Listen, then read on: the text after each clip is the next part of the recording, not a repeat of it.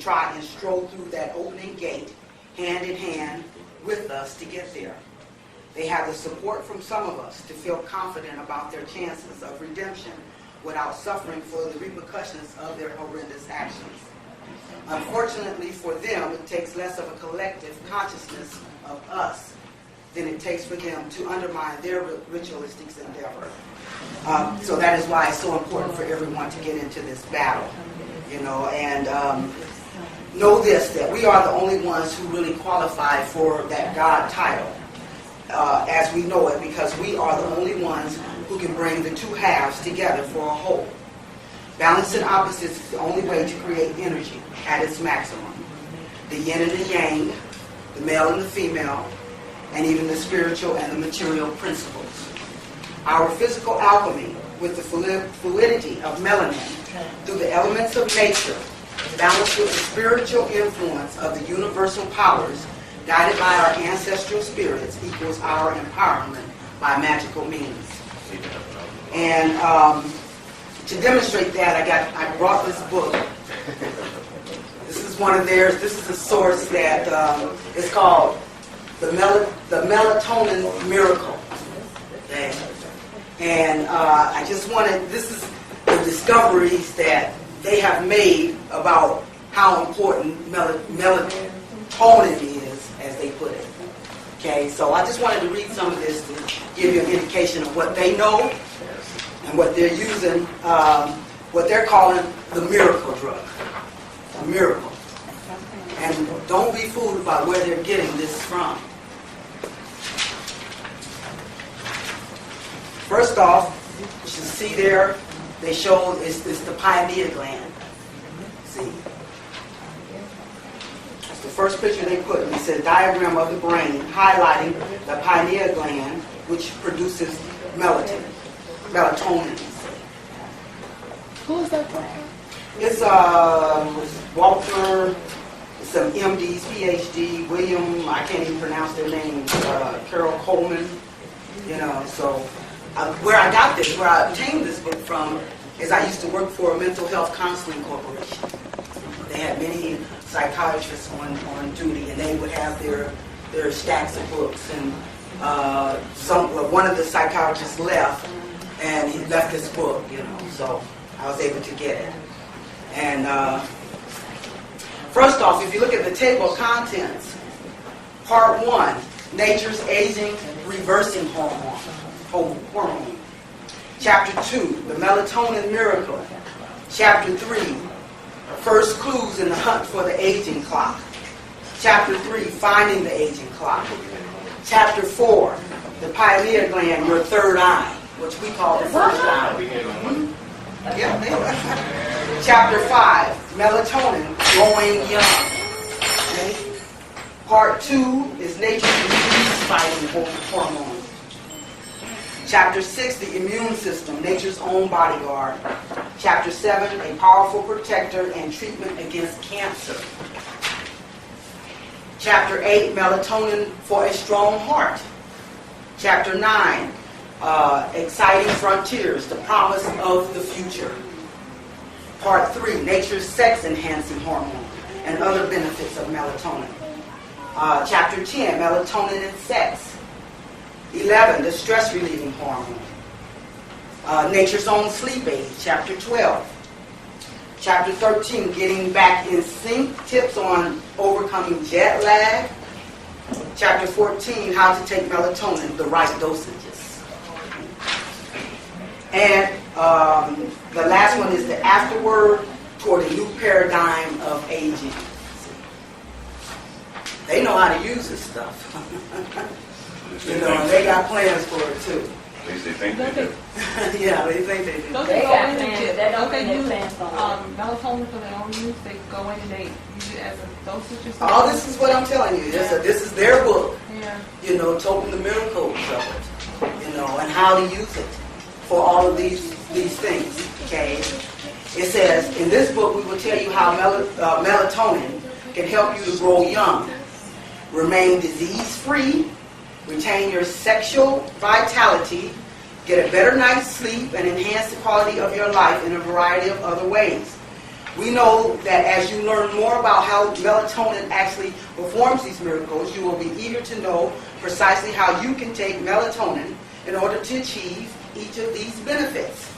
We want you to know that all of the necessary information on dosages, along with precise instructions on when and how to take it, are provided for you in Chapter 14.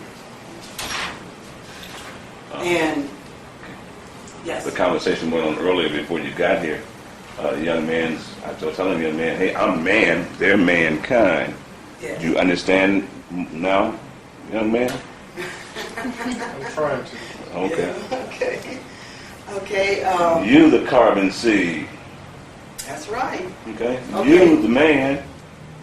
And I've outlined a few passages that, I want you to understand what they're saying about it, okay? And how they're using it. The pineal gland is a part of the body that, until recent years, has been little studied but long revered. For example, the Hindus attach mystical importance to the pineal, referring to it as the body's third eye. And in a sense, that's what it is. The pineal gland, which contains pigment cells similar to those found in our eyes, is light sensitive and reacts to periods of light and dark transmitted to it through our eyes. The pineal controls the body's biological clock, the internal mechanism that tells us when it's time to sleep and when it's time to wake up. But the pineal regulates more than our sleep pattern. It regulates the rhythm of life itself. This is their material now, okay? The pineal gland manufactures and operates through a hormone called melatonin. Melatonin is instrumental in establishing our daily rhythms from infancy on. Expectant mothers pass melatonin to their developing babies through the placenta. Although infants don't manufacture their own supply of melatonin until the third or fourth day of life, melatonin is present in breast milk. Melatonin levels peak during childhood. During adolescence, melatonin levels drops off, triggering a rise in other hormones, which in turn signal to the body that it is time to enter puberty.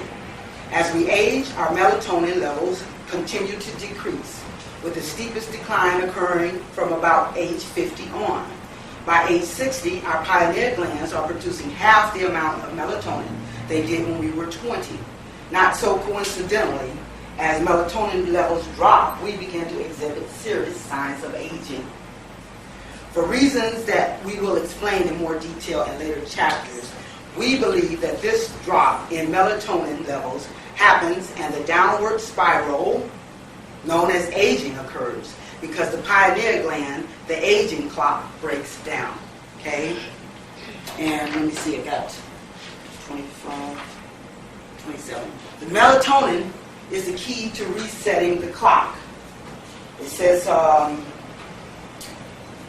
in animal studies, we have shown that melatonin supplements given at the right time can stop and reverse the aging process. And believe me, this is what they're doing. I listened to a show, Art Bell. Yeah. You remember? He said people were coming up to him and stopping him, saying, "Oh, you look 10 years younger." You know, he feels younger. This is what he's doing. You know, this is what he's taking.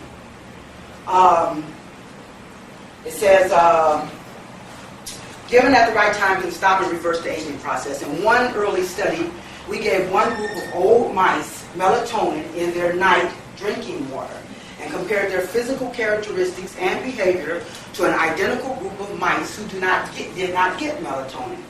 6 months later, the untreated mice continued to show signs of aging.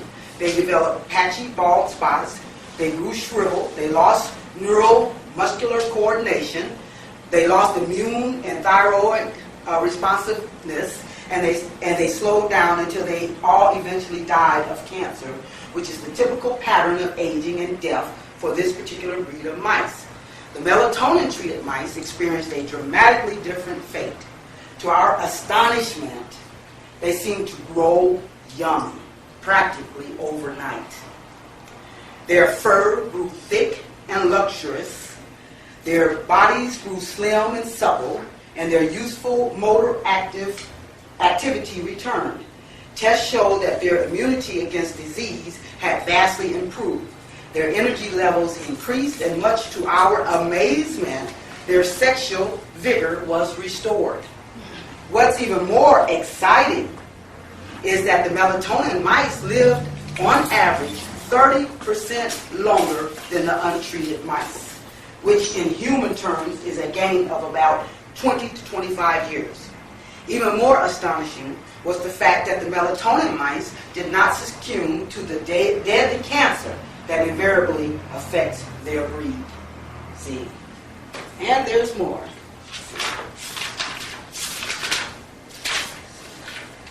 Ancient healers and Native American shamans or medicine men seem to have intuitively understood the link between physical and emotional health, and they often attributed illness of the body to an underlying illness of the psyche or of the soul. But in the 1960s, many thoughtful people, mainstream scientists included, would have dismissed as pure hokum the mind-body connection that today are widely recognized as true. See? And these are the scientists, these are their top scientists, you know, that's talking this here. And let's see.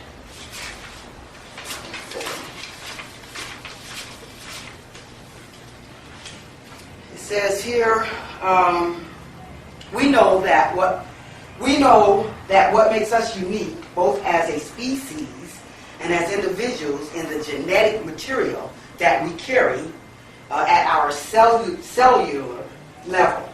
We know that if our line is to continue, we must be able to reproduce and pass the genetic material on. In order to reproduce, we need to keep our bodies healthy and strong, and our genetic material safe and intact. Viewed in the larger context, it becomes apparent that the job of our immune system is not just to protect us from disease, but to protect our species from extinction. By protecting us and our cells, our immune system permits us to reproduce and transmit our identity as a species and as individuals into future generations. The immune system, therefore, is the guardian of our genetic legacy. And do you really think they're talking to us in this book? Okay? Now,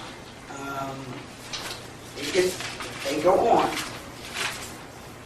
Here is what we know.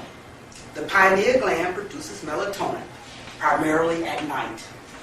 The pineal gland produces less and less melatonin as we age. If melatonin supplements are taken at the right time of life, when melatonin levels naturally decline, the effects of aging can be reversed. Okay?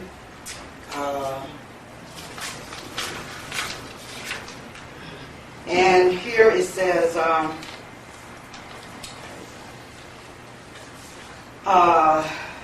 the pineal gland is the body's aging clock, the internal timer that controls the aging process.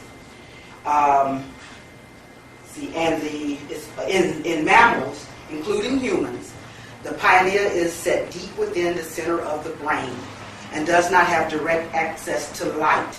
Instead, it sees through our eyes. Light passes through the pupil and is focused on the retina, the light-sensitive layer that lines the interior of the eye. From the retina, a message is relayed through the optic nerve to the middle brain. Each day, the light that is let in by the eyes set the timing mechanism. Each night, the spinal cord back up through the neck and into the pineal gland. The amount of light that is registered on the pineal through the eyes determines the production of melatonin. Light suppresses melatonin production. So, darkness. That's what it reproduces in darkness. That's what really gets it going. So, what do you think is happening if the light is affecting it through the eyes? If you have blue eyes, the light is getting to it a lot faster, so you're not producing it if you have darker eyes. Understand? So, two more verses I got here. In birds, The pineal sits close to the skull, which is transparent, so light passes through it. Studies have shown that if the skulls of migrating sparrows are painted with black ink so that light cannot pass through, the migrating birds become hopelessly lost. Okay? The pineal gland of many animals, including humans, is believed to be sensitive to magnetic forces. Now where are we going? Going to the energies. So that's probably why they put on those light flashes on the TVs and the Absolutely, commercials and all that stuff. absolutely. Everything That's was what I was real getting. bright light. That's right, that's right. Studies have shown that the human pineal gland may sense and react to other types of electromagnetic fields, such as those emitted by simple household appliances, such as clocks and hair dryers. In fact, several studies have shown that exposure to electromagnetic fields can actually interfere with the evening production of melanin. Okay? Although the theory is controversial and losing force among authorities, such researchers believe that exposure to electromagnetic fields may be a possible cause of many different types of cancer. So, understand what they're doing with this. Yes. What's the difference between melatonin and melanin? I really don't think there's much difference. I think just their scientific term of, expressing it, because, I think it's another way of them trying to cloak, the actual, What I'm melanin. saying, the reason why I'm asking the question is, I listen to people talking, and I hear people say, well, white people ain't got no melanin. Now, if they didn't have no melanin, How could they exist, right? Right. Yeah. Well, from what I've heard, or what I've heard other lecturers say, they of course they do have, they have to have some, Someone knew that. Yeah, so it's, what they say is it's calcified. Yes, calcified. It's calcified, but they do have it, but it's just, It's not in the degree. and that's only because of, if we saw a true Caucasian, we haven't seen a pure, Caucasian as they came out of the mountain, see, because the only reason they have survived to this point is because of the coloring that they have taken from mixing with us. They would already be gone at this point if they hadn't mixed and got some of what we have to offer here. but even in what you're saying, when you said that the blue eyes, right, was able to gain melanin out of the person easier than a dark eye. Right, So right. then, if we as blacks have brown eyes, then it's taking us a harder time to produce it when No, we no, take no. them easier. That's just the opposite. I'm saying that melatonin, it says here, it reproduces in darkness at night. And it's through the light that comes into the eyes is what diffuses it. That's why it reads better at night. So I'm saying just the opposite. Saying the lighter your eyes, the more it's diffused. Light decreases the production. Okay? That's how you said it, though. No. The other way around. Light decreases the production. See? So, that's why you see them aging a lot quicker than you see us. Because, then this is why they're in a desperate move to continue their genetic lineage through the use of this. Something for us to think about. Could you repeat what she had said, what you said about the lights on TV? The rays and stuff. Yeah. I don't know if you noticed it, but every commercial is like with this wild blasting music, and there's always these rays of lights coming with the Absolutely. commercial. Did you see that movie Matrix? Yeah. Yeah. Well, you know all those lights with so many, what they call it, special effects. It was always a whole bunch of lights. Well, why is that? Why do they have?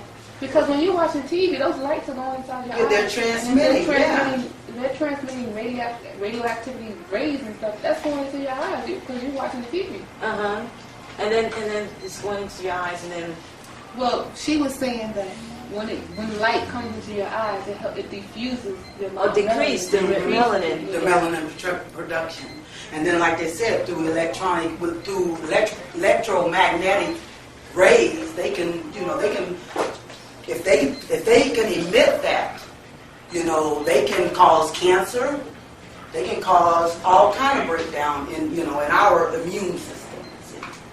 Yeah, but this world is surrounded by electromagnetic, by a magnetic field. So, I mean, if they can, you say if they can control it or diffuse it or, put it into something, whatever, advance on the technology of it, they can, cause more cancer and things like that. Well, I know personally that the government is trying to kill out people biologically, Absolutely. Every way. With in the foods that you eat and what you drink. But but this is the biggest way that they can suppress us, because this is our biggest way of empowerment. Remember, in my other classes, how I talked about our melanin is what gives us the fluidity with the universe. This is what they don't have. This is what our empowerment is all about. See. And as I mentioned that August the 11th fixed cross, 1999, when we're moving now more into a spiritual time, it's all the more important that we receive, what we should be receiving from the universe. They know this, and then they're going to screw that up if they can. We have to learn how to protect ourselves, And I'm not an expert on this. All I know is that there are lecturers that can give you the breakdown on what you can do to protect yourself from the different rays. There are things, simple things that I know of as far as, like she was saying on the TV at night, late at night, when you hear that testing thing, those are programming things, Don't listen to that kind of stuff. Don't go to sleep with your radio and TV on. That's not a good idea, you guys. You're leaving yourself susceptible. And if you don't want to believe that we're not in this horrendous war, then you're really in trouble. Because they're doing everything to survive. It is our time now. Because we are the spiritual kings. And, they are the material kings. But that reign is taking a reversal. We're going to start increasing in our spiritual powers. And this is what I'm here for us to discover that. So if I can continue, maybe, some of it will start coming together. Because as I said, this is why I'm trying to do a review, because all of this was pretty much covered in my last series. And what we were going to do, for the second series is move more into the material, into the ritualistic practice of understanding symbolic, of coming to understanding some symbolism. So I'm just trying to catch you guys up to where we were when we stopped in the last class. So, and I just, wanted to use some material to kind of validate some of the information I had already given out about that. But as I, then maybe more of it will start coming together. But now that we have shown that I've shown our position and connection to the universal powers, we can move to the lesson part of this. We need energy understanding in order to regain the powers of our ancestors. As we grow in symbolic over as well as understanding, this enables us to tune into the information of our ancient ancestry, thereby activating the guidance and the spiritual empowerment that is our created right and purpose. See, and what I did read before is out of this called the Hermetic Magic, because this is ancient text information that was received from ancient texts about magic, because this is what we're going to have to start doing. We're going to have to start directing those energies. We have the power, just like our ancestors did. We just haven't been accessing it. We haven't been utilizing it because we haven't been recognizing that this is a part of who we are. And also, we've been told that it was a taboo thing. It's a, yeah, absolutely. And it was voodoo. It's voodoo and it's taboo, it's pagan, and Yeah. you know, you're right, you know. But at the same time, So what they're telling you, they're using it. I told you about the Super Bowl ritual. What they did to empower the realms. It's the Super Bowl. That wasn't the Titans, the wind. That's the black energy. You know, I read to you guys last week about Typhon, the great mother, and her son, the Typhon energy. You know, and this is the city of Metamorphosis, Atlanta. So how was that going to fly? So they did this ritual. You know, they used the great mother. They used all the symbolism that we should be using. You know, the magical means. You know, and they can only do it through our willing participation. We have to participate in this in order for it to work for them. That's why they had Toni Braxton up there. You know, because she had to be the feminine black energy to activate that ritual. See, this is the Hermetic magic. It says there the three kinds of magic most often seen in the ancient sources are the Goetia, the Magica, and the Theurgy. Now, I'm just going to read the Theurgy because the Theurgy is the type of the magic that we should be identifying. I'll just, the Goetia is the lowest of the three forms. Not in any moral sense, but simply because it is the easiest to perform successfully. Goetia is often referred to as mere trickery or the art of jugglers. Well, such things are even used in the most noble and philosophical schools. The Buddhist tantric, for example, might use such illusionary tricks as a major teaching tool to demonstrate to those who can understand that all of sensory existence can be seen as illusionary. It says, okay, I'm going to go ahead and read the three types.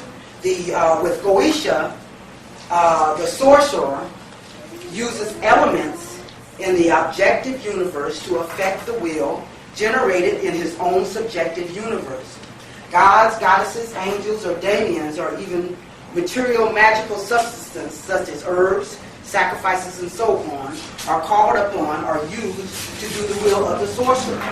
Each time the goer wishes to have a magical effect on the objective or subjective universe, he or she must engage the formula and do the magical operation particular to that effect. Most of the wording in this book are therefore, technically speaking, Goetia. Most Western occultism have practiced what is called Goetia. Okay? That's the lowest form of magic. Can you define the word magic? What do you mean by magic?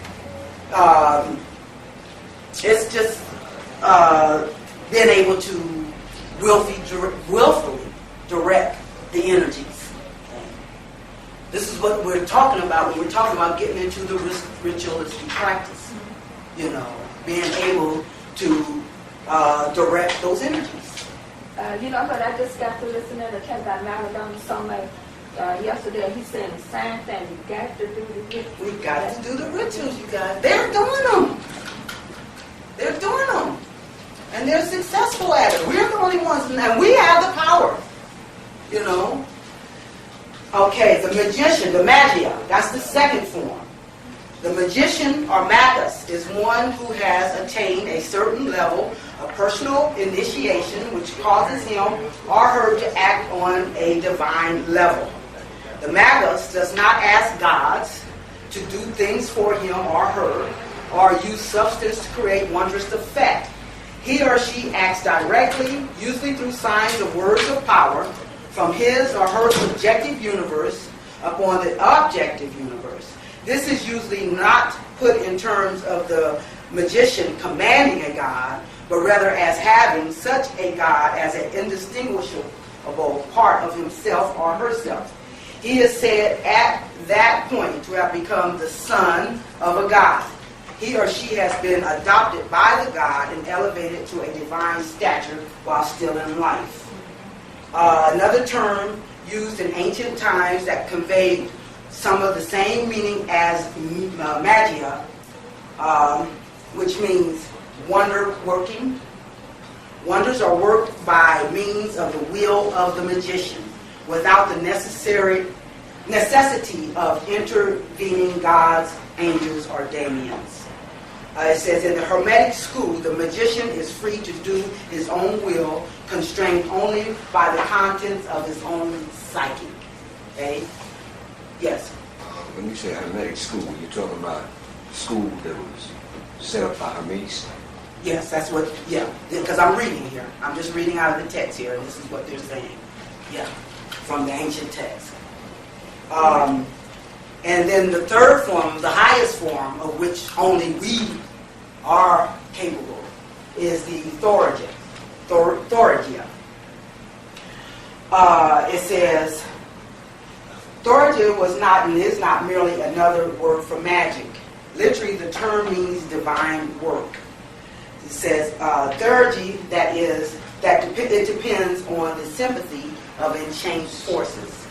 Thorigia must work in harmony with the gods, in harmony with the laws of the objective universe, or at least with the characteristics of the powerful subjective universes that surround the Thorigists, and that are called gods, angels, daemons, and so on. In a way, Thorigia has more in common with Goetia than with Magia. The Thorigist must take much that is in the macrocosm outside himself into account when designing and executing his operations. The Goya, too, must discover the minute details of the entities and substances he is going to work with before his magic will work.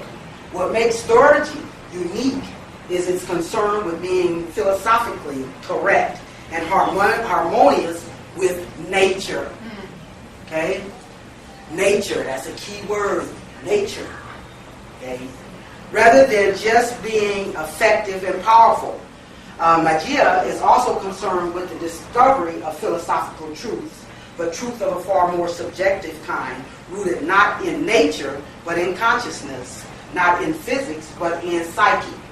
The Hermetic magic recorded in the Greek papyri preserves the purest strain of the highly individualistic tradition of Western magia.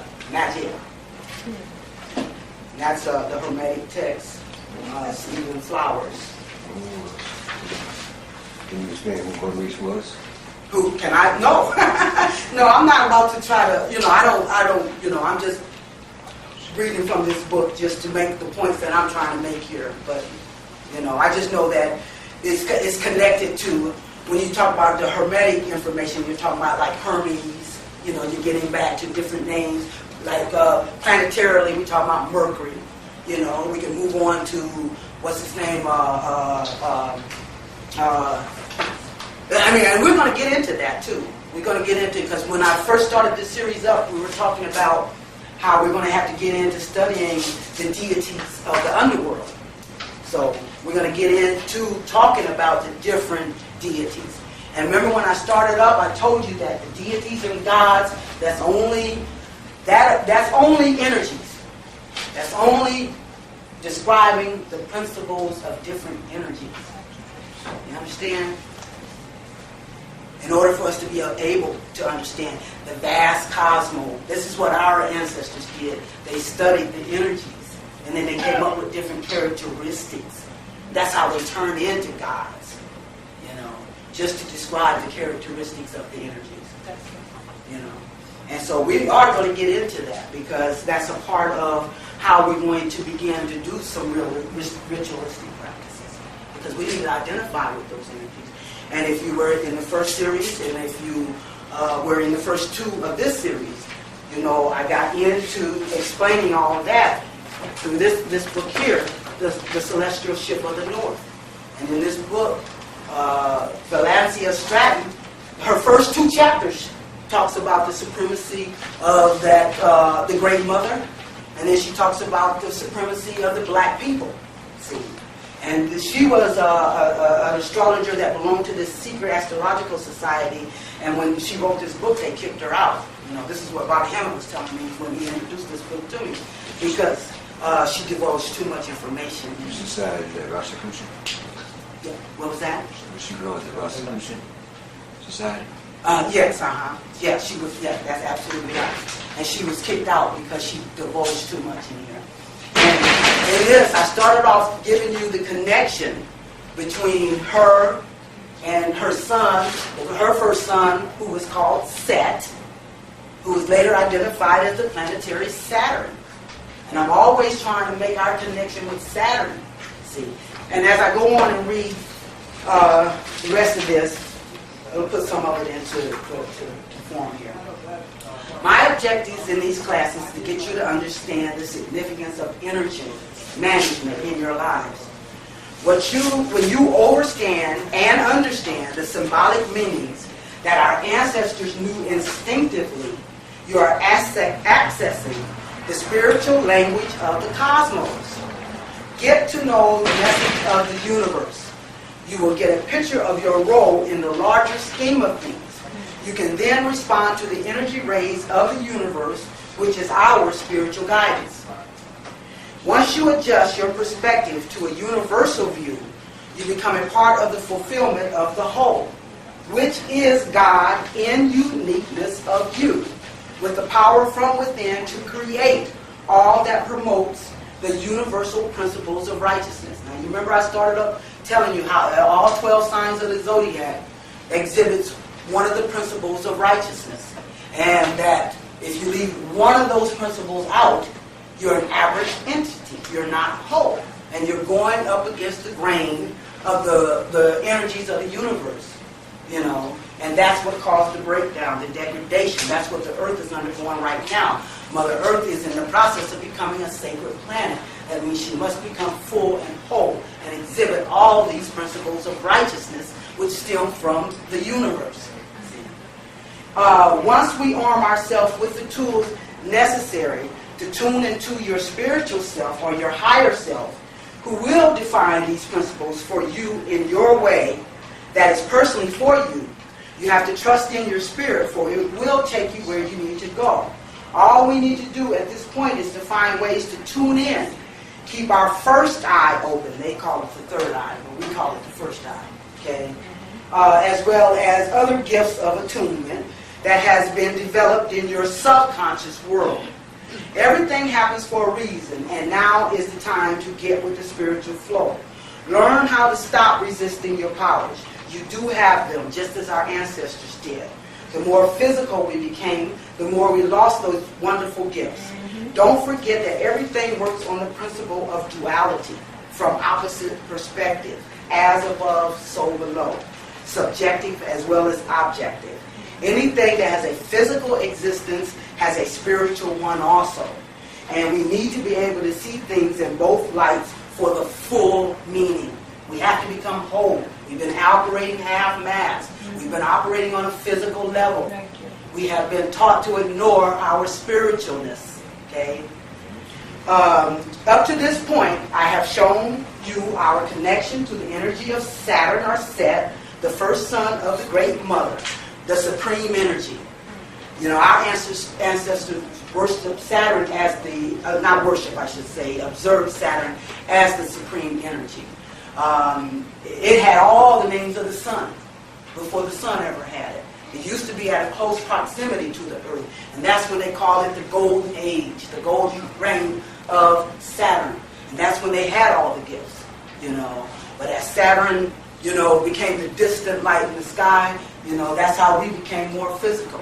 But that is the Christ principle that is spoke of. That is prophesied to return. And as Saturn's energy or reign returns, so will the reign of our Papa return. See? That's why our ancestors are coming back. You know, could you explain that when you said that with the astrology signs, if we leave anything out, you know, we're not going to become... We won't be whole, we won't be full. Like I said, each sign of the zodiac represents a principle of the laws of the universe. Okay? You have to bring, and we know that, you know, a chart, got this circle.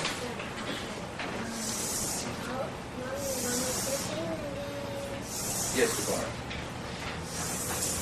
Okay, I'm doing another one second day here. learning the last 2 lessons, right? And I told you I was going to stop using words. I'm going to start just using symbols because I want to appeal to your subconscious. You know, I want to move us to a symbolic, you know, area rather than a literal area.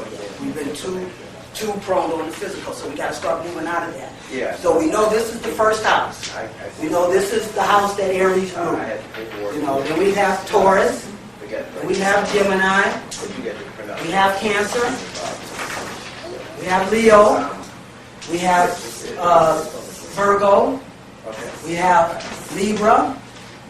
And we have Scorpio, Sagittarius, let's see, Capricorn, Aquarius, and Pisces. Pisces means completion, or whole, okay? Aries is the principle of the warrior. It's ruled by the planet Mars, which is the energy of war, you know. And when we start getting into, you know, the ancient texts, you can equate that to like Horus, you know what I'm saying? We're going to try to make the connections from the planets to the deities that our ancient ancestors understood, and then to the energy. Remember, I told you that the planets represent what energy is influenced. The sign represents how or what method it's influencing. And the house represents where it's unfolding. You can look at this as the earth or an individual, you know, because we're just the form of Mother Earth. We're just the form of Mother Earth. See? So this can be the earth, and this is the horizon line. Okay? And all of this is broken down into opposites. Everything is about balancing opposites. That's how you create, by balancing opposites. So, this is the sign of war, the planet of war. This is the energy of the warrior. So the first principle that we're looking at is Aries, which is the principle of the willingness, the spiritual warrior. Okay? That's what the Aries energy represents in that wholeness. Then we have Taurus. Taurus is the one that dictates what do we value. You know, what do we value morally and materialistically. This is what it is what we value in life, our moral values. That's the second principle of righteousness. The third principle is the principle of understanding. That's what Gemini represents. You know, Gemini is the educator, the teacher, the communicator. That's where you get your reading, your writing. Everything about the earth is represented under one of these symbols. Then Cancer, the fourth sign. That's the principle of the nurturer. That's the one that makes our connection to the past, to our roots, our heritage, our mother. That's our mother energy. You know. Remember I said you're conceived through Aries. You take form or body. Your body develops in Taurus. Your mind, your mental capacity develops in Gemini. You're born through Cancer, the mother. That's the gateway. I read last week the 2 gateways. Cancer is the gateway into this earthly plane. Capricorn, its opposite sign, is the gateway into the spiritual. See, that's another reason why Saturn is the supreme energy, because it rules the Capricorn energy. Okay? And then Leo. They connect Leo with the ego, and that is the identifier. That's the one that Leo also indicates children. It's your creative energy, you know, and it's the children, it's the energy of the children, and the rulers, okay? So what we need to understand about putting all that together is that Leo is the identifier, the one that lets us recognize us as ourselves as the children of the Creator, or the creative forces of the universe. Then we have Virgo, that's the healer, health. Then you have Libra, that represents justice, fairness, and equality, especially in partnerships. Then you have Scorpio. That's the energy of bonding, coming together in joint efforts to make an impact. Then you have Sagittarius, spiritual wisdom, you know, the great expander. It's the philosophical meaning behind everything, you know, and that's ruled by Jupiter. Then you have Capricorn. That's the energy of sacrifice, of humbleness. Then you have Aquarius. That's the energy of humanity, you know. Your humane feelings. And then Pisces, completion. That's the compassionate.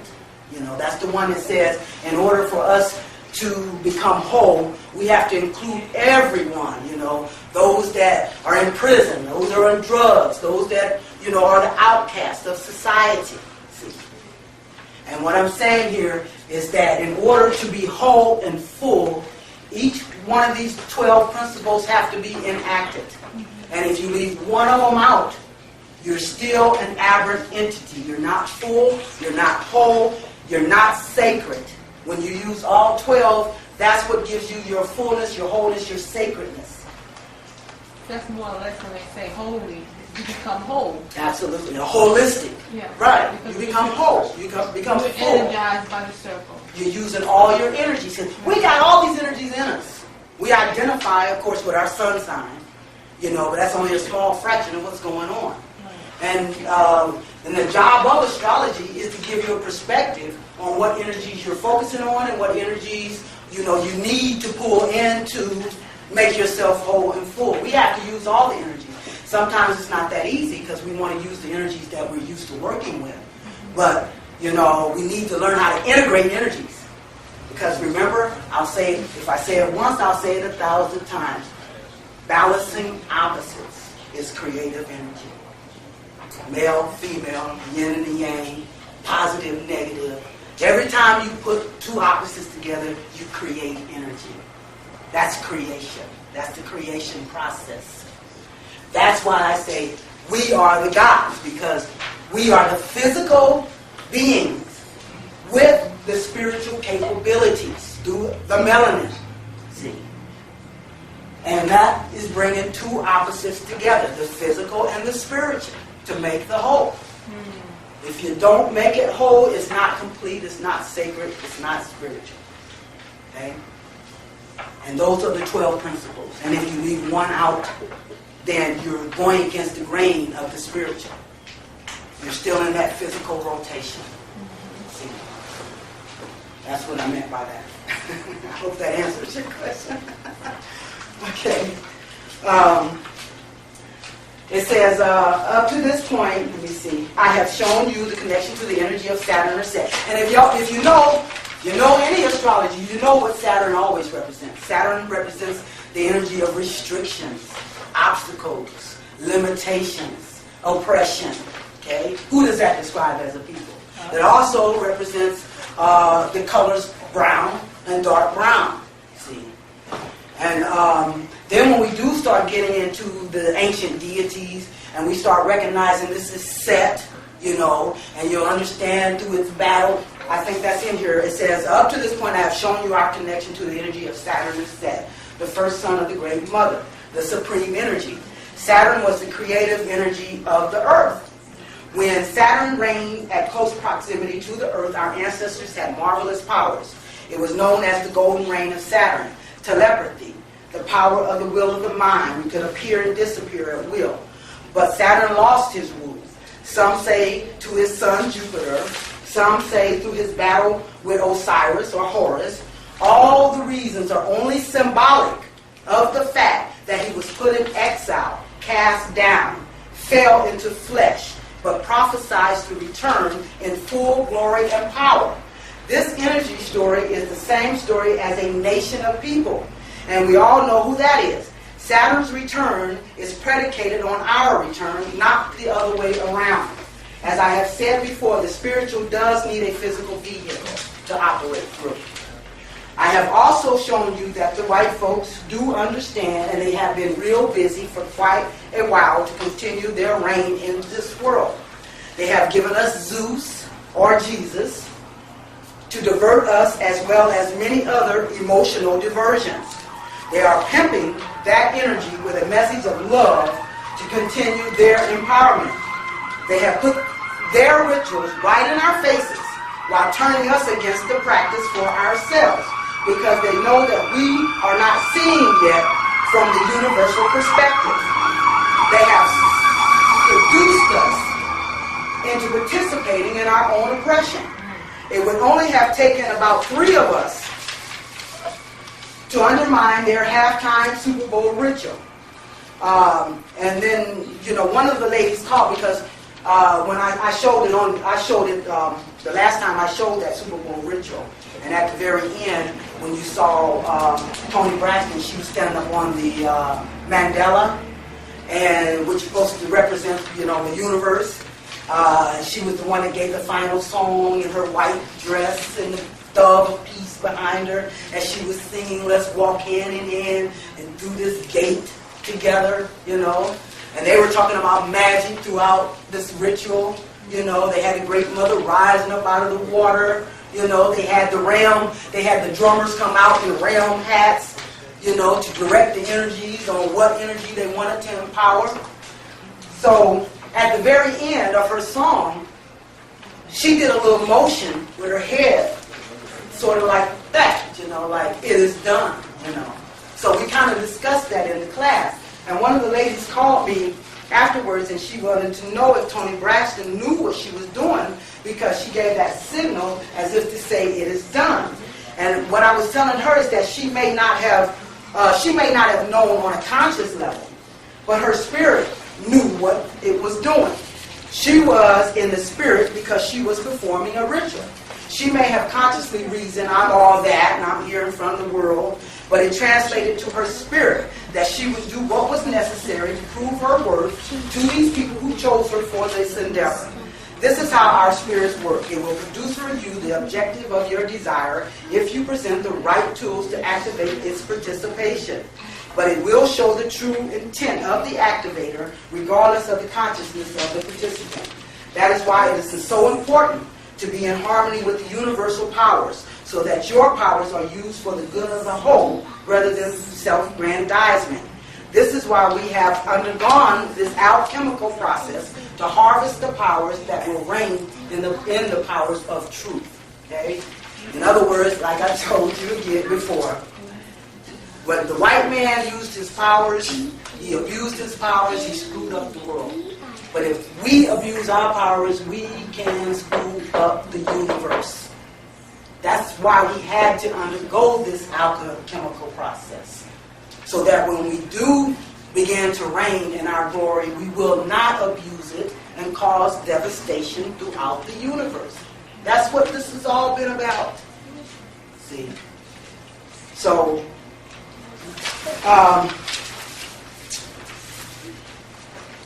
what does astrology, where does astrology come into the mix of all this?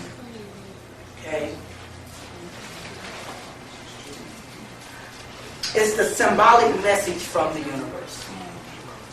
Understand these symbols and you will receive of the message of our ancestors.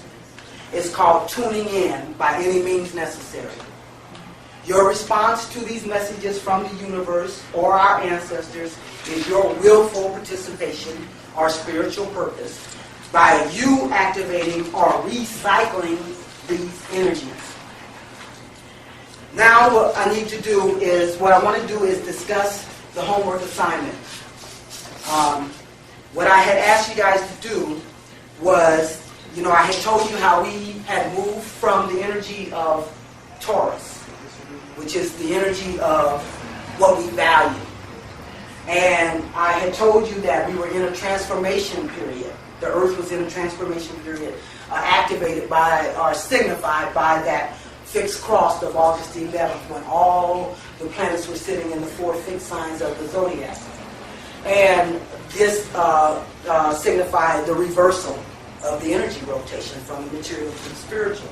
So, in other words, Mother Earth is regenerating or transforming or in a crucifixion process. Now I want to ask you, since you say that the Earth is regenerating and white people are materialistic people, what's going to happen to them once, it becomes more spiritual? And you can already see evidence of it. It's declining, It's a breakdown. It's a process. And anyone that stays on the material, path is going to feel the friction, of going up against the grain of this influx of the spiritual, So they're starting to experience a breakdown. Remember I told you the Taurus was the last leg of that fixed cross? And that was the physical, because each one, it started in Leo, which was the fire element.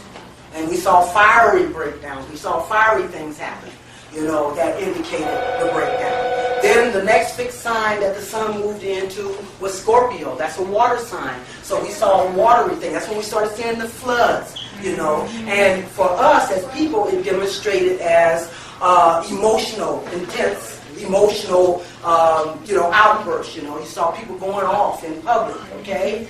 And then it moved into Aquarius, which is the air sign, which denotes mental. Then we started seeing technological problems, and we started seeing, in nature, it came out as tornadoes, see? This is all showing a demonstration of the breakdown, see? Now the last leg was the Taurus energy, which is the earth sign, which indicates the physical breakdown. We started seeing more physical, we started seeing health problems, I told you Taurus represents money. Look, what has the stock market been doing? It's been plummeting, see? So you've been seeing a lot of physical ailments, a lot of physical devastation, see? So because this is the last leg. It takes about 2 or 3 months for that energy to completely unfold. So you're always going to see an overlap, As one was beginning, another one was still unfolding. So you're seeing a mixture of these things, So that's it, the material breakdown. Not only the white folks, the black folks that are not tuning in, because we talked about this in the last class. There was a time when the tornadoes were hitting all the white places, all the white, every time there was a tornado, you felt comfortable because it was hitting all the white areas. You know what I'm saying? I would just go to bed. It could be coming in toward me, but I'd go to bed. Wake up, sure enough, and then went out there and hit Marietta or Cobb County somewhere. But the last tornado, it hit a black town and it hit a white town. That was a signal. Now, so this is what I mean by tuning in to the message from the universe. Understand that. It means that now it doesn't matter. It only matters about if you've got your energy right. If you are adjusting to that spiritual rotation. And if you're not, then you're going to reap the devastation also. And that's what's happening with us now while we're in this crucifixion process. It's a purging. This is what the fixed cross represents. It represents purging and suffering. In other words, it's going to purge out of us those things that will keep us from reaching the new paradigm that is very rapidly approaching. See? So those areas where you are continuing to go against the grain, those are where you're finding the friction.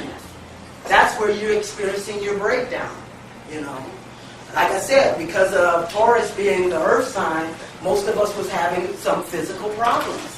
Some minor, some major. But everybody I talked to was having some physical problems. That was a purge. That's saying cleanse, If you want to make it, it's exposing our weakest area. So we can deal with it and move into this new paradigm. So anybody who doesn't adjust, they're just going to continue to go against the grain. That's going to be a breakdown. And right now, it's being experienced on the physical level. It's already went through all the other elements, and now it's at a physical level. So it says. So I'm saying, what does? So I was trying to see if anybody made any correlations between how the sun had moved from the energy of Taurus, which was about redefining our values, into the energy of Gemini, which is about coming to an understanding. Okay? So, have any of you noticed that? See, all I'm trying to do is get you attuned to what the energies are doing. See, by looking at this clock, as looking at the sun as the clock here. Now, yes. I have a very person that's very deeply disturbing to me. And I want to know that since we have moved into the age of Aquarius, okay, when we were in Pisces and the spring equinox came in March, right? Because the equinox is always one sign behind. And as we in Aquarius now, Does not that mean that the equinox has moved to February the 21st? You've done a lot of study on that, and so you probably do have some insights. I said from observing Yeah. that in February we did have we had 80 degrees. Right, weather and you pointed that out and- before. Yeah, we do. I mean, it's like the weather. You can, if you'll notice the season, it's like we're in summer now. It's like we're We are a month ahead. a month ahead. See, so that's what she's talking about. So, but you know what? There's still an overlap, though. We're not completely in Aquarius yet. They say that it'll be another 150 years before we're completely in I don't think Aquarius. so, but I believe we came in 1881 and we are ready. Okay. So I know that's definitely the prominent energy right now as far as the planets go, because that's Uranus, and that's that's the evolutionary energy, and that's what stage we're in right now. So, so nobody can give me any examples of redefining some values that may have come to some understanding as the sun went into the energy of Gemini. No? Well, you know mine already. Yeah. Okay. They say that white people their population is decreasing, and the sun is killing them out. Right. I think it's something killing. I mean, Because they are so much more thoroughly going up against the grain. Okay. Like I said, they are the physical people. And they have had their physical reign. Now the spiritual is taking prominence, so they have to take a back seat. You know what I'm saying? And they are going to want to hold on to the physical because that is, their forte. Yeah. So, but the more they cling to that, the more they're going to experience that breakdown. The more they're going to, any one of us, if we continue to hold on to our physical path, and not get in tune or get in flow with the spiritual energy, we're going to break down, it's just that they're probably going to do it a lot faster, because they're going to hang on to it a lot tougher. So they're going to resist it a lot harder, But we can have the same fate if we continue. We can go down with the ship. You know what I'm saying? But, that their reign is through. Okay, so then, yes. Well, one thing that I just thought about just now, when you were talking last week and you were talking about us invoking certain energies and stuff like that, and they know about this stuff. Well, I had gone to church with a friend last weekend. Now, there was only like 6 people in the church, melanin people in the church, but the pastor was white. And he was saying, we could have more people in this church. If we just gave more energy to God, we could have more people would just be running in here because offer all of our energy. And I was saying to myself, okay. He's saying that he was saying we can have a whole bunch of miracles come, a whole bunch of miracles come, a whole bunch of what did he say? Supernatural things will start happening. I was like, no. He is saying that they were able to, if they really knew how to do it, they can invoke to have a lot of people come in this room, and they can have a real big giant church.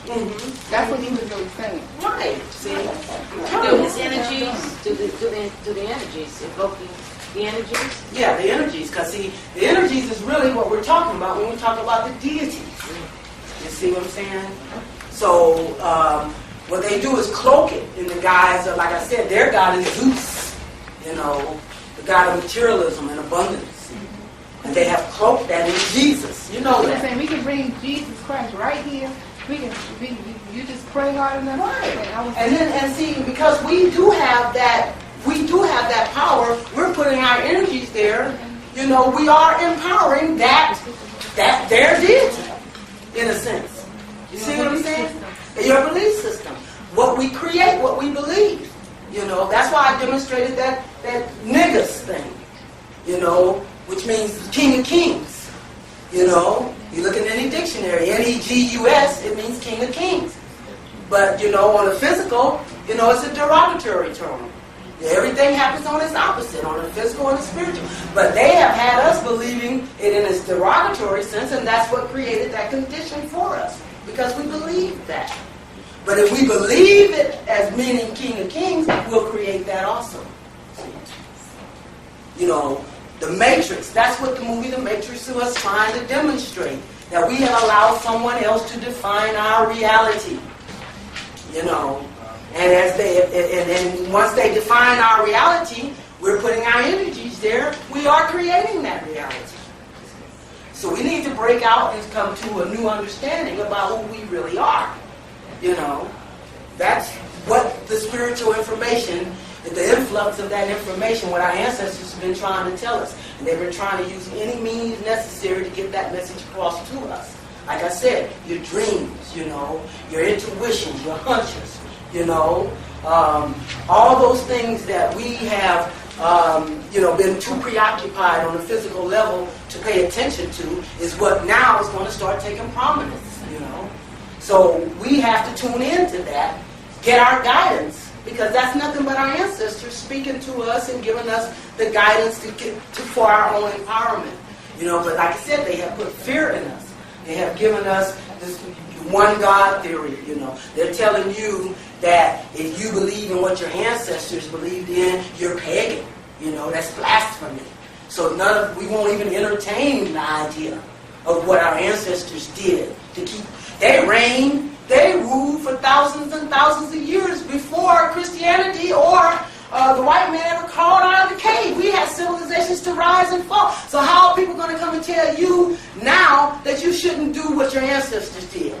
That is wrong. That's how they're keeping us oppressed. Thank you. That's how they're keeping us grounded.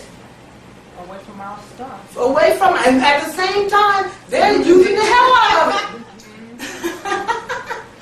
Yes, it used to be a phrase that was coined. The most segregated hour was on Sunday in church. Yeah. But that's kind of like have changed a whole lot now. Yeah, Like absolutely. you see a lot of integrated congregations. Congregations going on. It's like they actively are going after, you know, pulling up into their. They know what time it is. You know, that when I started this book here demonstrates that I started up reading the melatonin thing. They know what time it is, okay? And that's the reason why they always want to unite with us, too. Absolutely. And now all of a sudden it's okay for these interracial relationships, okay? Right. You know, because they definitely need our womb sisters. So the first thing they want to do is denigrate our men. You know? It's criminal to be black.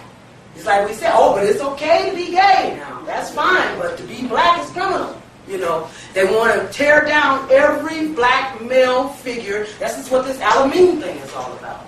This is what this, even your boy John Lewis, you know, he had to come down because he was a black male figure that was that was demonstrating too much of a leadership quality. They don't want us to see our men in that light.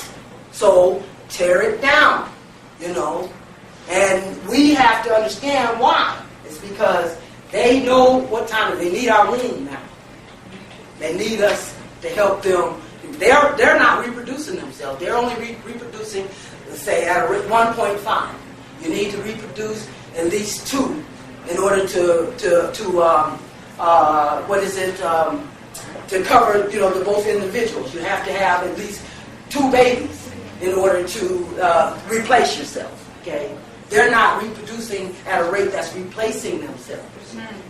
Where I told you I had, I was listening to this study where they took and they projected for 100 years, you know, how many babies a white woman would have compared to how many babies a black woman would have. And they were saying like a black woman could, you know, if you go to Nigeria or Africa somewhere, they're saying the average is 7 kids. Where they're like 1.5. And they followed this study, and after 100 years, the black woman had like 100,000 offspring, you know, where the white woman had 1 after 100 years. So what's going to happen? They're going to die out. But see, they don't have no intentions of dying out. What do they have to do? They have to decrease our population in order to survive.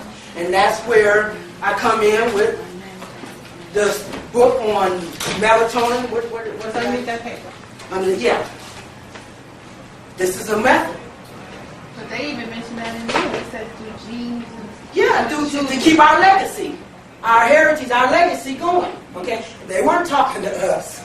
you know. And then in the same sense, this is when I went on to read on how they can use these electromagnetic waves, you know, to cause problems with us, cancer, and that they can just emit these signals through our TV, through our own little appliances and things like that, you know.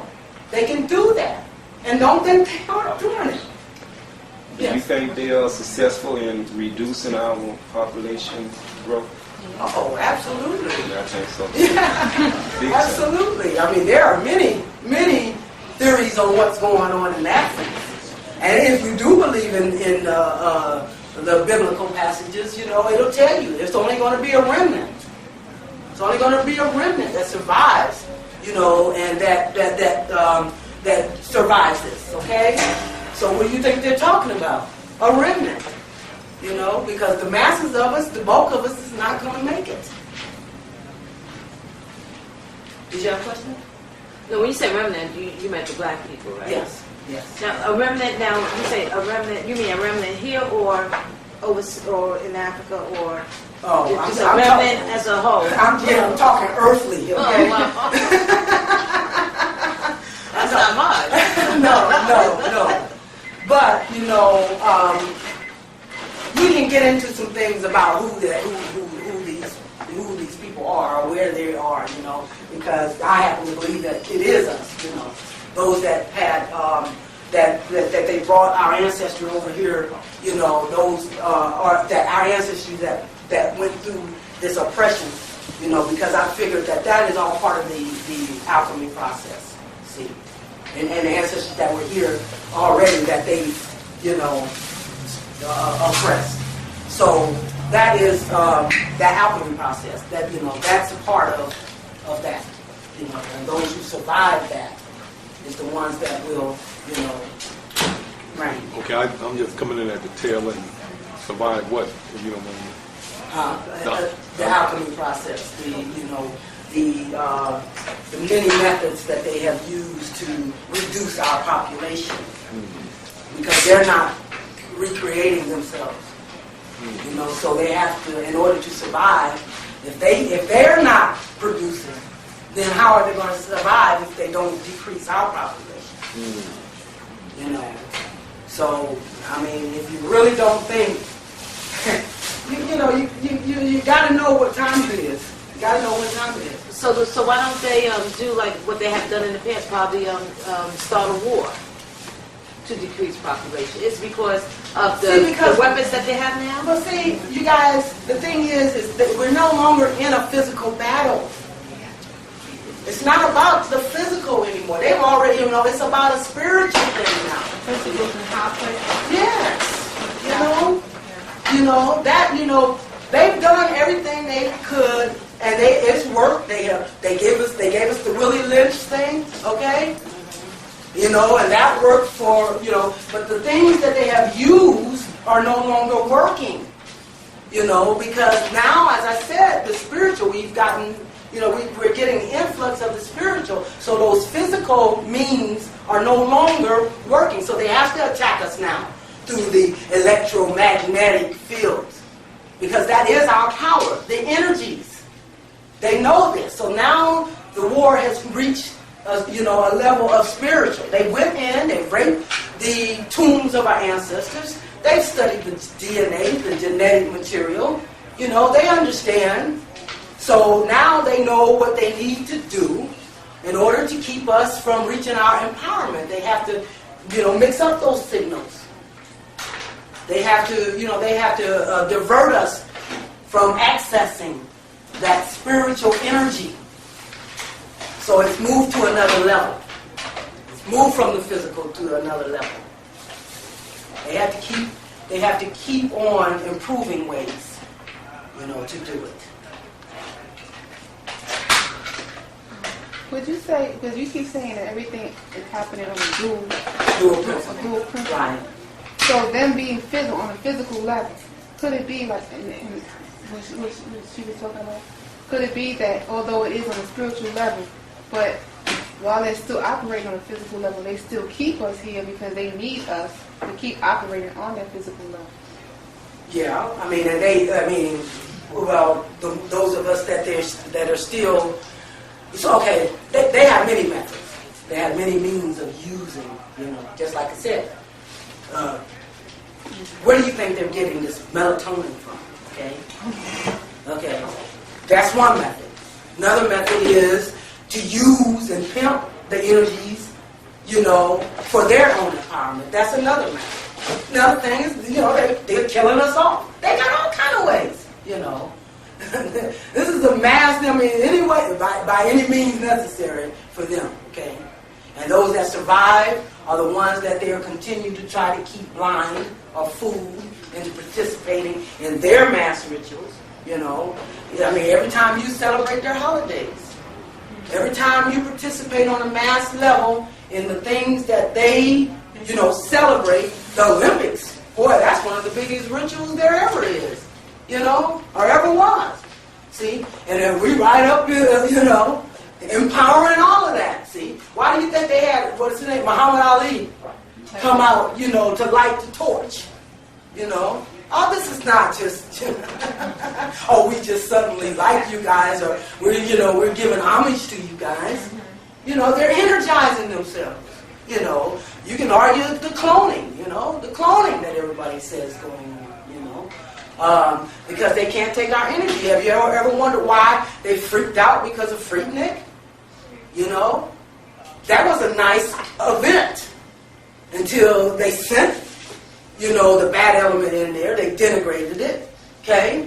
But they could not stand. I remember just right up here in West End, on Friday nights, the young folks used to like to gather at the park. They would send helicopters, police cars to break that up because they can't take our collective energy. And also with the Million Man March, Yeah. they had to get out of town there. They couldn't take it. Take that massiveness of energy amongst us. So that is the reason why they don't like us grouping up, because that's a devastating thing for them, because we send out these energies that is detrimental. We are opposites, you guys. They send out these energies that they can't withstand. So this is one of the reasons why they say the cloning is going on. That's the way, because once you've cloned someone, then you remove that energy, that principle, and they can, that's a way of removing that element that they can't deal with, and without it being obvious, Now, who are they cloning? Aren't they cloning themselves? They're cloning themselves. Not They call it walk-ins or something like that, walk-ins, where you can just, so. They clone themselves like Clinton, who that was, I think it was Bobby that was saying that when you sing with the bulbous nose, the red nose, that's the real him, but when you sing with the nose that's not red, that's the clone one, okay? The Pope, they were saying the Pope, how all of a sudden the Pope done lost some mole. So when they clone themselves, they keep their host, see? But when they clone us, they kill our host, see? So when they clone themselves, that's to have a double, to have somebody that can stand in. See, but when they clone us, they get rid of the host and use us for,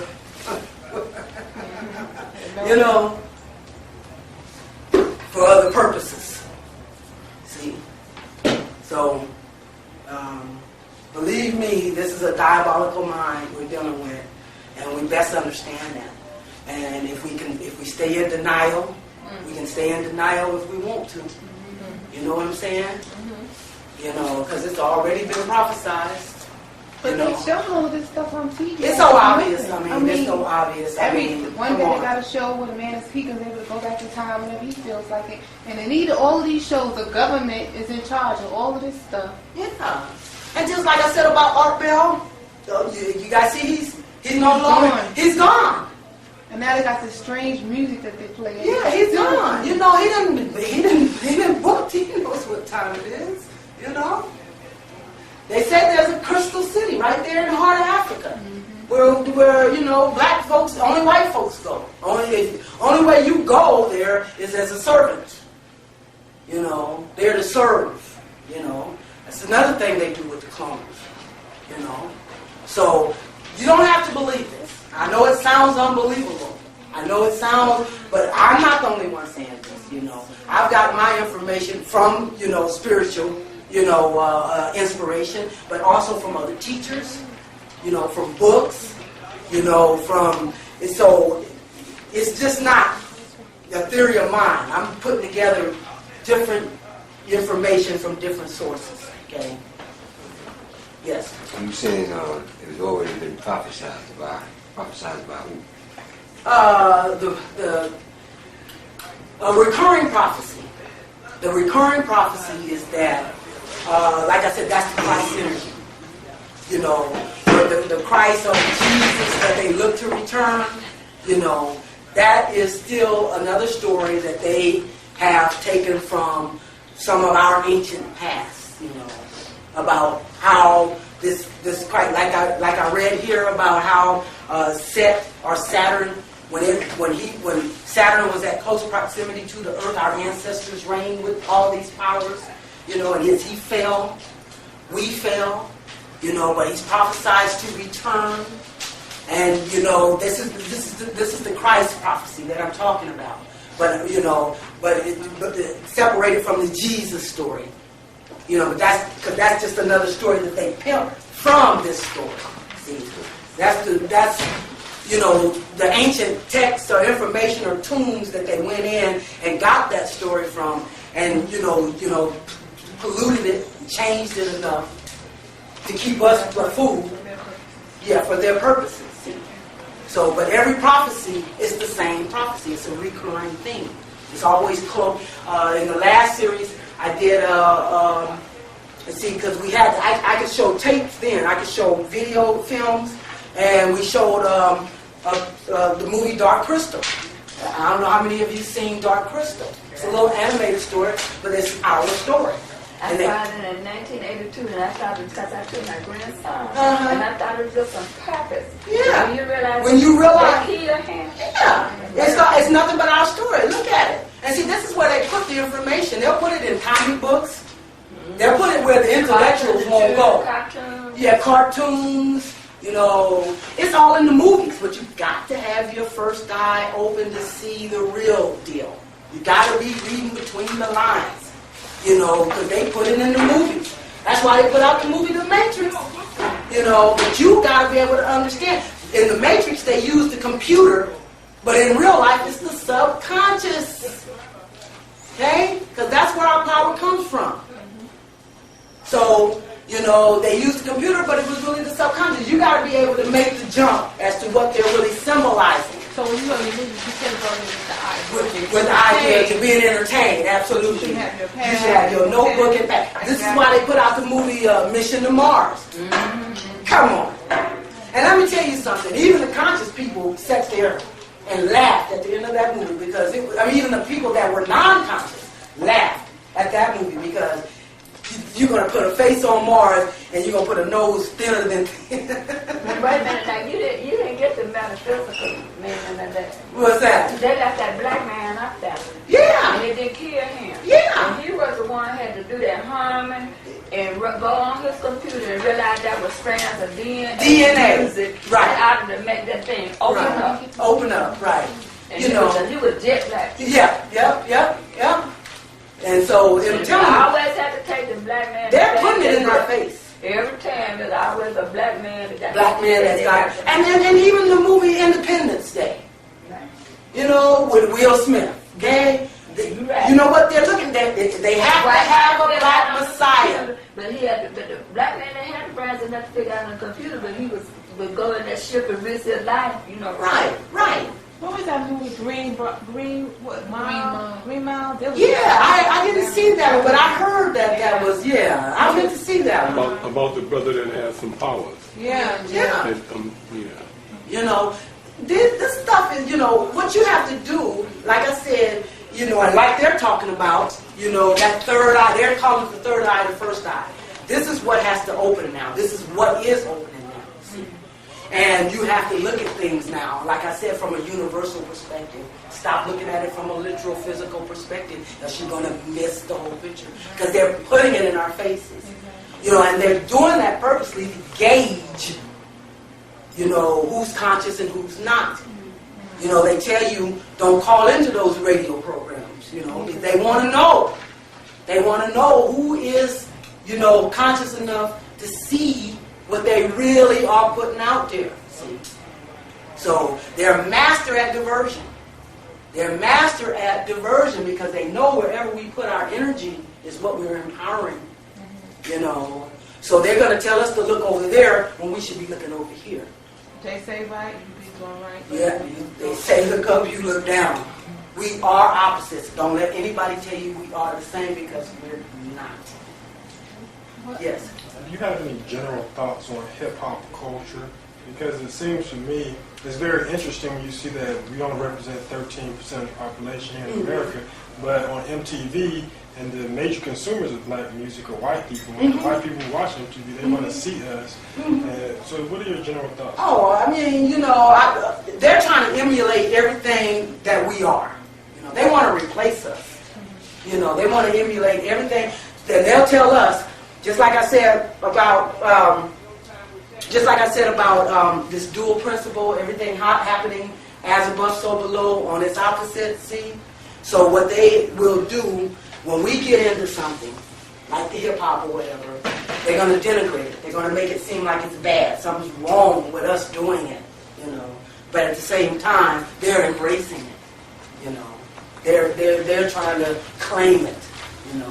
I showed another video, the last series, where they're actually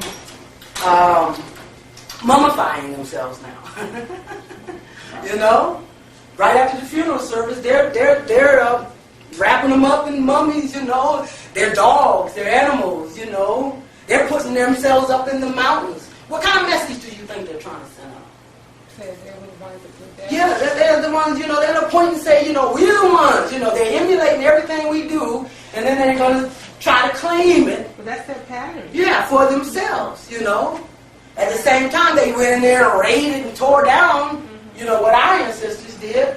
So anything that they do, and like... Did you happen to catch that TV show the other night when he was flying and then going into Egypt and into the caves? Did you happen to see that? It was on TV? I didn't see that, no. Now, and I like to catch all of the, you know, all that, because I like to videotape it, you know, and use it. Because I did show one where they were showing their little coat, you know, and the woman, she was blonde and she was representing ISIS.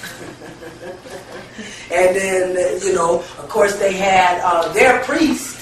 The priestess was representing ISIS. She was blonde. But the priest, of course, was dark. He was dark. He was a white man, but he had dark hair. You know, everything about him was dark. You see. So, you know what? It's not so much the details. It's not so much the literal meanings. It's the symbolism. It's the symbolic meanings, you guys. And they have understood this, you know. And this is what we need to understand. You have, you know, it's what it symbolizes. It's what it signals. It's what we have to tune into. You know, we're going to have to supersede the literal, because that is what has kept us grounded. That is what's kept us from accessing the fullness of the information. You know, we have narrowed our vision, you see. And so, you know, you don't have to look at every literal detail, but you can see what they're trying to say. Even in the movie The Matrix, you know, somebody said that was the best black movie that came out, because everybody in it, either they were black or they were dark. Because they didn't understand the metaphysics. They didn't understand the metaphysics. So it's what it symbolizes. You start seeing that when you see Will Smith, you know. And like another thing been telling my class is that when you're thinking individual, you're thinking on a physical level. When you're thinking collective, you're thinking on a spiritual level. So when they talk about Jesus, you know, we're not talking about one man coming to save the world. We're talking about a people. That story is a story of a people, not a man. And see, when they tell you, when they make you believe that's a story about a man, they're trivializing the impact of the significance of what it really represents. You know, So you can't think spiritual and think about an individual. You have to think about a collective. And that's what I'm telling you. When you look in the Bible and you see one word capitalized in one sentence, and the next thing you read down, you'll see the same word, but it's not capitalized. When there's not capitalized, they're talking about a physical, an individual. But when it's capitalized, they're talking spiritual. Then they're talking collective. See? You have to understand how to make that jump. You know, that's why it's so confusing. You know, because they're expressing the duality. What they're talking about. So that confuses you because you don't understand it. You're reading it, you know, I wonder why that's capitalized. Oh, well, you know, it don't mean nothing. It means something. Everything means something. Everything happens for a reason. You know, there's no such thing as coincidence. No such thing as coincidence. It's all about the energies. And it's all about directing those energies, you know. And these gods that they're talking about is nothing but a symbolic, you know, it's just a symbolic of a principle of energies. That's all it is. See? So, you know, we have to understand that. And we have to stop. We have to come up out of that physical, because like I said, if you continue to think on that level, you're going to continue to be confused, and you're not going to understand what the full significance of what is really happening. You know. So I want to quickly get to the homework assignment, although you guys aren't doing them anyway. But this one here, I'm going to give you something that is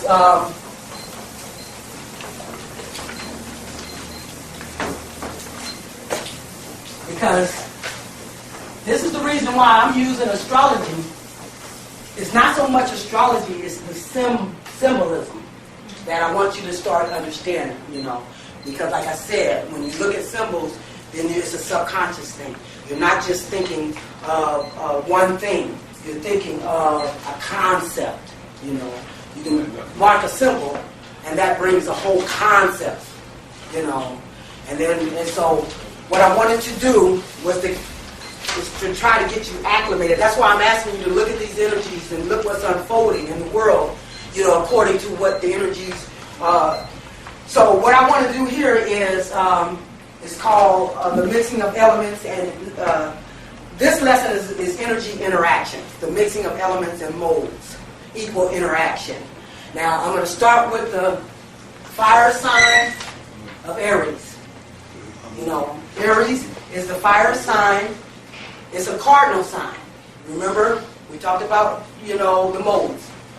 And that's a cardinal sign. So this is the sign, the mode. Remember I told you there's three modes. There's the mutable, the fixed, and the cardinal. The mutable is what blends or adapts. The fixed is what sets. And the cardinal is what leads. In other words, the cardinal initiates. The fixed will set that into motion, and the mutable will adapt it to the whole. What are the four cardinal signs? What are they? Then the four cardinal signs are Aries, which represents spring. It represents the equinoxes. Aries, which is spring. Cancer, which is summer. Libra, which is fall. And Capricorn, which is winter. Okay? And Aries is the fire sign. And remember when I told you the fire is for Mother Earth, but for us that means passion. Okay? So the fire sign of Aries, the mode is cardinal. And see, a lot of this is review, but it's at an angle. It's going to be at an angle, which we call a sextile. This is the angle with the other signs. And this is what produces certain reactions, in other words. The sextile is like at a 60-degree angle. You know, like two planets at a 60-degree angle is what you call a sextile. That demonstrates excitement, okay? So when you look at the sign of Aries, it's a fire sign in a cardinal mode, and it's in sextile with the two air signs. See? The two air signs is what the fire will be in sextile at that 60-degree angle with. So when you see two planets at a 60-degree angle, they're in excitement with each other. See? Yes. How many signs are there? There's three. There's three signs to each element. Fire signs are Aries, Leo, and Sagittarius. And then the earth signs are Taurus, Virgo, and Capricorn. The air signs, and see, when you're talking fire, I say you're talking passion. When you're talking earth, you're talking sensitivity. Okay? And then when you're talking air, you're talking mental or cerebral. When you see air signs, that's a mental sign. And that's Gemini, Libra, and Aquarius. And then the water is emotional. And the water signs are Cancer, Scorpio, and Pisces. Okay? Yes. When you say the sextile for like Aries, the two air signs, that will be Aquarius and Gemini with Absolutely. a 60-degree. Yeah, absolutely. There you see. That's what I want you to get. I want you to be able to picture that. That's exactly what we're talking about. We're talking the two Gemini. Uh-oh. It would be at a 60-degree angle with Gemini, and it also will be at a 60-degree angle with Aquarius. Now, can anybody tell me why we're not including Libra? Because it's opposite. Very good. Very good. This is the symbol for opposites. So it would be opposite to Libra. See? And remember, when you bring two opposites together, you create a whole. So we talked about Aries as the warrior, or the spiritual warrior, and its opposite Libra, which is the sign of peace. So that's how we get our fighting for justice. When you bring those two concepts, those two opposites together, that's how you get fighting for justice. We can't use it. If we just use fighting on its own, or if we're just too peaceful, that means we won't stand up for ourselves, see? So you have to bring the Libra with the Aries to say, I will fight and stand up for myself. I'm not going to just totally be peaceful where people are just going to push me around, see? So if you use them on its own, it can be detrimental, but when you put the whole, balance those opposites, you get the full concept of what's going on here, see? And then there's another angle, it's called a trine. And that denotes harmony. So when you find the three planets that are trine, that's when they're in the same element. When all the planets are in the three fire signs, they're at trine with one another. That produces harmony. That produces harmony. This is how you get to understand how the energies interact, you guys. And you can go down the line with that. And then the next one would be Taurus. Taurus is a fixed sign. Taurus is in sextile with, would have to be two of the water signs. Because earth and water are the two that blends the best, and fire and air are the two that blends the best. You're going to find your opposite signs in the opposite element. This is fire, Aries is fire, Libra is air. See? Taurus is earth. So the opposite sign of Taurus is Scorpio. That's water. And they're in a sextile. That means it's in a sextile with the other two water signs, which would be Cancer and Pisces. See? And it's in its opposition with Scorpio. And it's at its trine, of course, with the other earth signs, Capricorn and Virgo.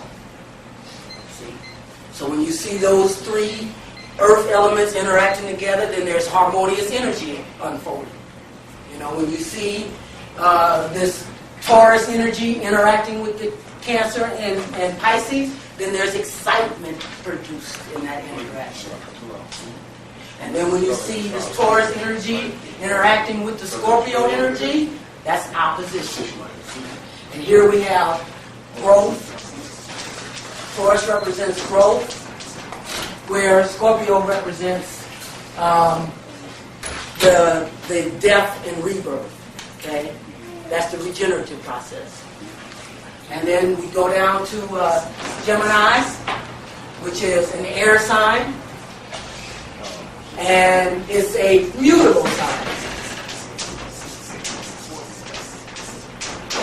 It's a mutable sign, so it would be in sextile with, if it's an air sign, it'll be in sextile with two of the fire signs. You know which one that is? It probably would help to identify what's it in opposition with. It has to be a Sagittarius. Sagittarius. It's in opposition with Sagittarius. So what are the other two fire signs that it would be in excitement with? Aries and Leo. You said excitement. I thought the sextile would bring the excitement. That's what I just said. Okay, because Aries. Oh, so you had an air sign in sextile.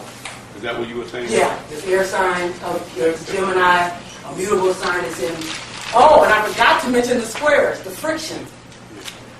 Do you know what causes the friction? That's what I want to ask. Okay, it's when this is a mode. This is the mode cardinal. So when the same modes are in interaction with each other, then that's what produces the friction. That's a 90-degree angle. In other words, the cardinal signs of the zodiac, when they're interacting with each other, it's at a 90-degree angle, which produces friction. Okay? The mutables with each other, you know, the fixed with each other. That's why I'm always talking about that fixed cross of August the 11th, you guys. When all the planets were lined up in the 4 fixed signs. There was nothing going on there but oppositions and friction between the planets, demonstrating that regenerative period. The purging. You said that, okay, going back down to the mutable, you connected that Gemini with that Sagittarius at the end. And what was your last comment on that? I don't know. With the Gemini, and you said the opposite was Sagittarius? Yes. What you saying? Yes, which is the fire. It's a fire sign. And who is it sextile? It's sextiles Aries and Leo. That means it's excitable? Yes. That means when it's interacting with those energies, it's an excitement. Yes. Okay, when you say the friction, can you give me a little idea in a way, you know, like you said the mode of just any one of the signs, like, you know, I mean any one of the fixed, mutable, or cardinal signs, and give me an idea. Like I know in the cardinal signs you have, like you said, initiators or leaders. I think of one having the energy of like Aries, the one. Let me see, initiate. If you can, I'll let you say because I got. Okay. And see, when I finish this, see, we're only going to have to do this 6 times, and all these will balance out. Yeah. See, so what you see here, see, because we've already got Aries and Libra, Taurus, Scorpio, because these are always going to be the opposite signs are always going to be in the same modes. Okay. And the opposite signs are always going to be in the opposite element. Like I said, fire and air, earth and water. Okay. So once you understand that, and this is what I'm trying to get you to see how they work with each other. You know, the air is going to work in excitement with the fire, unless it's in opposition to it. See, and the earth is going to work in opposition to the water. Unless, you know, it's in sextile. You understand? You know, and all the modes are always going to be in friction with one another. You know, and that's why I keep talking about that fixed cross of August the 11th, that signal, that term of energy. And then we go down to Cancer, which is a cardinal sign, which demonstrates leadership qualities, initiates, and it's going to be in sextile with the earth signs, but it's in opposition with Capricorn That's an earth sign. So the other two earth signs would be Taurus and Virgo. See? And of course it'll be in friction with the other cardinal signs, you know, which are, like I said, Aries, Cancer, Libra, and Capricorn. When those four interact, they're going to be, the mutables are, the fixed are Taurus, Leo, Scorpio, and Aquarius. And then the mutables are Gemini, Virgo, Sagittarius, and Pisces. That's all 12. Okay? And then we got the Leo, which is a fixed sign. It's going to be in opposition to Aquarius, an air sign. They're both fixed. So it's going to be in sextile with the other two air signs. Anybody tell me? Gemini? Aquarius? No, Gemini. Libra and Aquarius. Okay. What, excuse me, when she was asking that symbol next to the earth, what is that symbol? Next to, oh, here, that's Capricorn. Okay, yeah. That's my, that's my symbol for Capricorn, the best I can get to it. And then the last one we need to look at will be Virgo. Opposite Pisces. Pisces, which is the water, earth and water. So that means it's going, and that's a beautiful sign. And it's going to be in sextile with Let's go from Virgo. Scorpio. It will be Cancer and Scorpio. So that represents the whole zodiac. See? And like I said, understand or overstand that this is how you see the interaction of energies. And this is how we get to once we understand how they interact, then we'll understand how to use that and make it work for us. Okay. Is it over? Oh, it's not? Okay. So,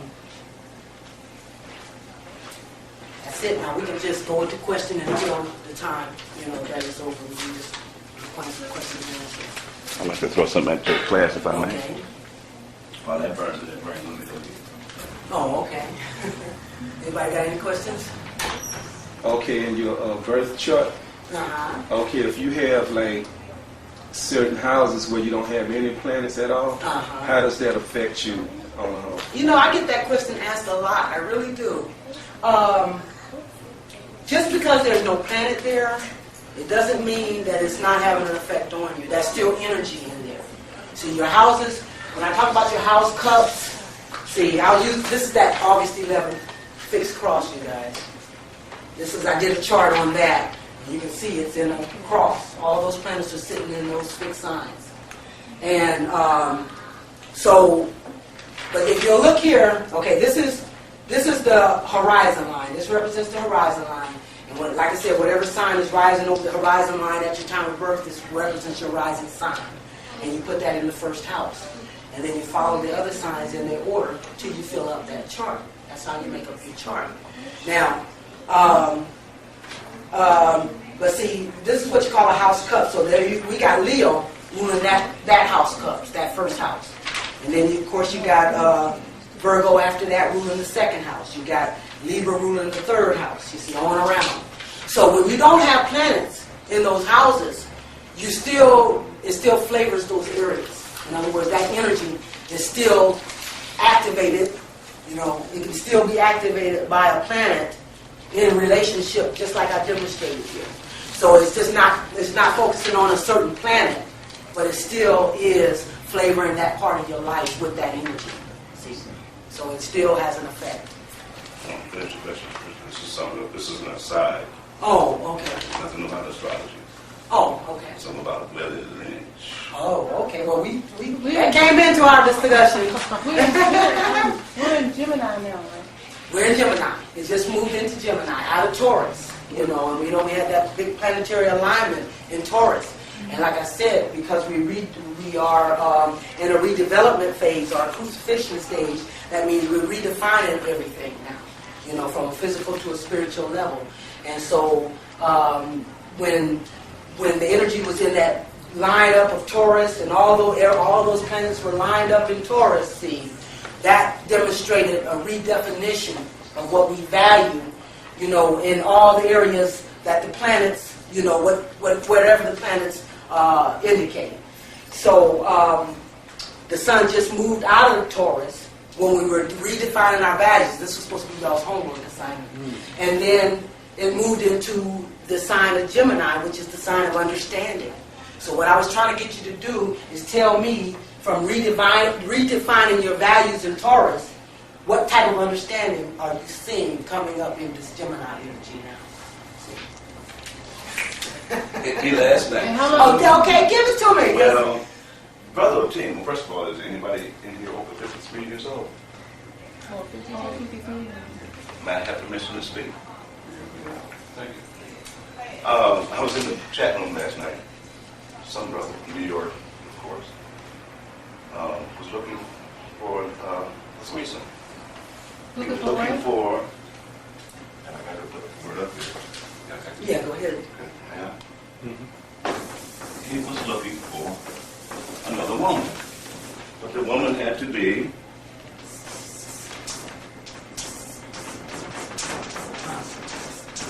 Bisexual. okay. Well, I'm looking at this Willie Lynch stuff. Brother Tim hit me with this about a year ago, and the Valentine was here. It really knocked me in the head. The more a foreigner knows about the language of another country, the more he is able to move through all levels of that society.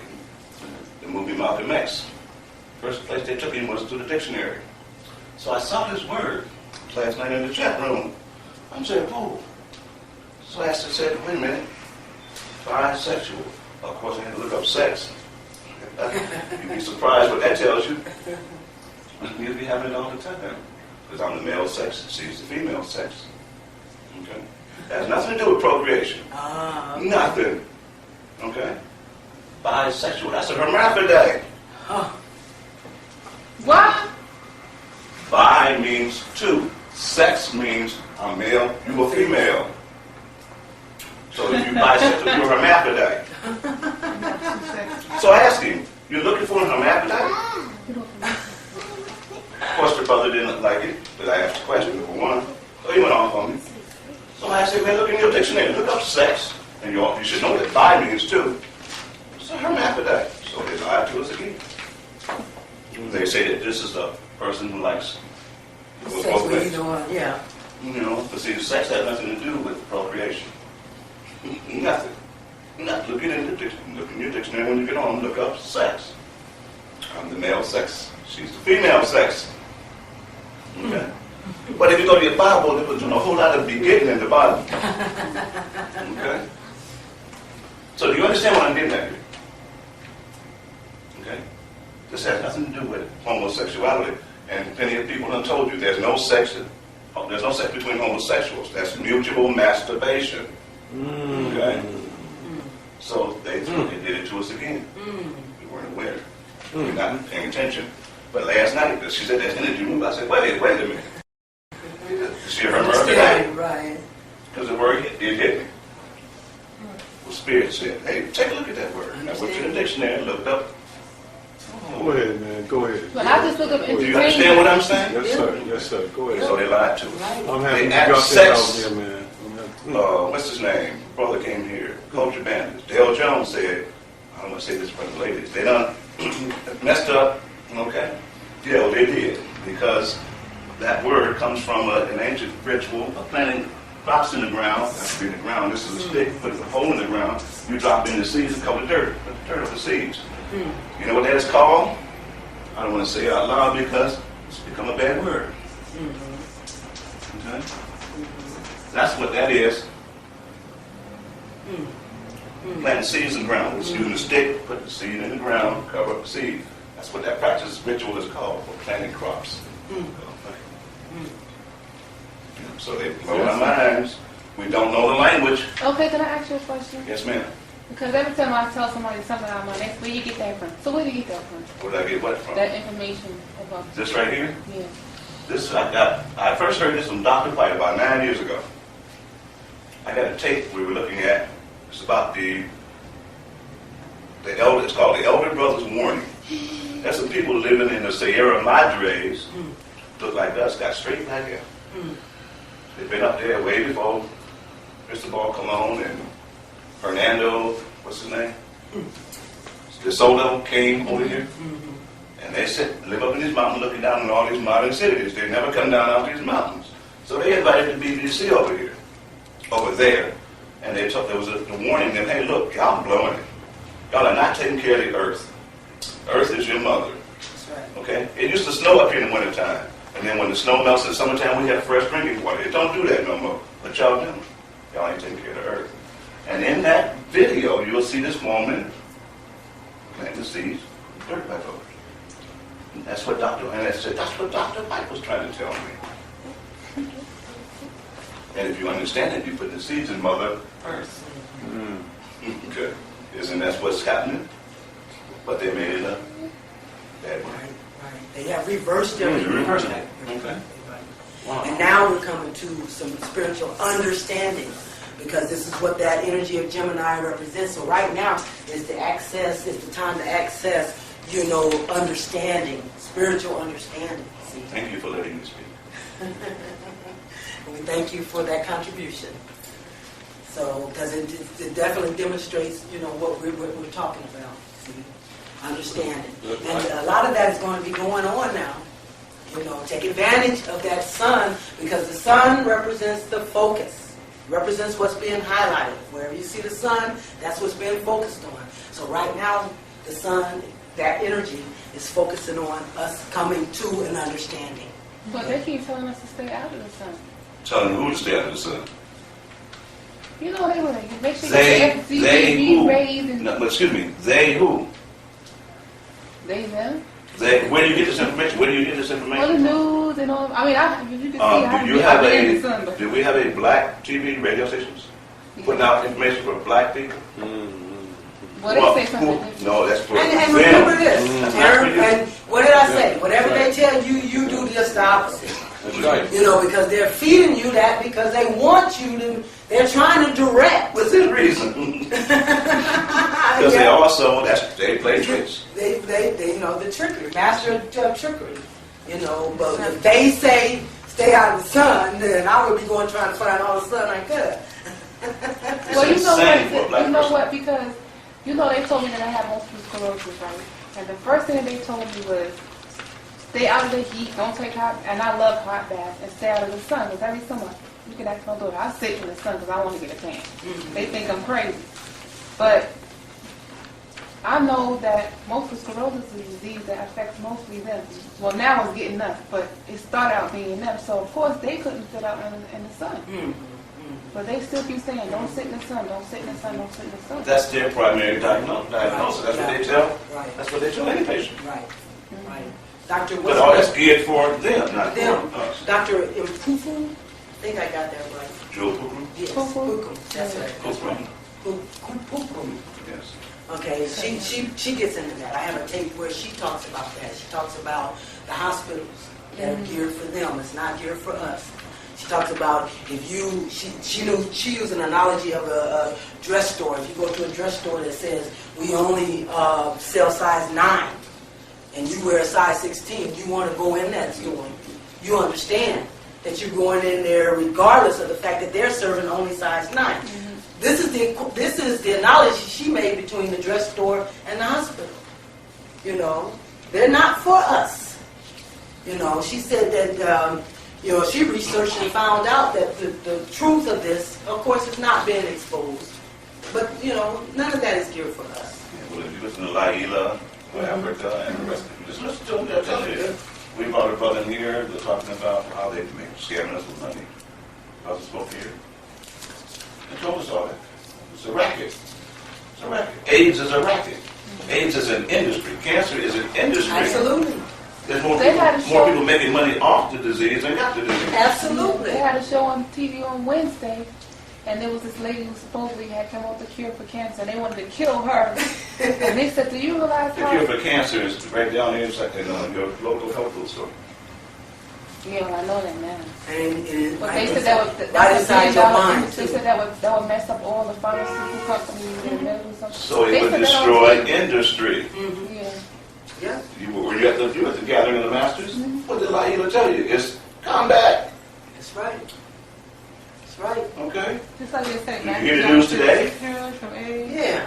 No, and he There got- was a E. coli outbreak in Canada. And they found out that he got Really? Through the drinking water. Oh, come on. An E. coli outbreak. And see, and that's one of the reasons I first started doubting, this AIDS thing, because they were like, all of a sudden it was no longer a gay thing, it's a black thing now. A number one killer. Yeah, when it first came out, it was Oh, called. I just read today I just put it in the down. The AIDS, and they're going by how many countries? So they said 16 million people have been killed by AIDS, died by AIDS, and guess who number one? Black people. That's the Africa. Africa. When it first came out, it was anally inserted death syndrome. Remember? You remember that? And as Dr. Valentine says, as soon as they put it in your head You got it. that you're sick, that's when you become And you sick. believe it. And You Dr. believe Africa it? said that. That's when you He become has a sick. tape I called the fear, the words that cause disease. And when you say cancer, me, and then it just goes Oh, right I got out here. it. You start producing those The symptoms. wicked part of your body, and you manifest That's absolutely do. So there's basically no the such power thing as words AIDS. to cause disease. Say again. There's no such thing as AIDS. There's no such thing as a virus. Don't exist. Dr. Sadie proved that in New York when they made him take his head out of the newspaper. Because he said he cured everything. And they tried to get him to take that Yeah, they tried head. to He put- didn't. But they put him in jail. He had to go to Superior Court. And he proved right in front of that federal judge, using their expert witnesses, it's a virus. And they couldn't explain it. So it doesn't exist. It doesn't. And and that's why they want us to do all these inoculations and all that kind of stuff. That's when you get what it is. Yeah, that's when they give it. Yeah, when they give it. That's when they you don't know the devastating effects it's had on our children, on us, taking those things. But there's an old Masonic saying that says that don't throw the baby out with the bathwater.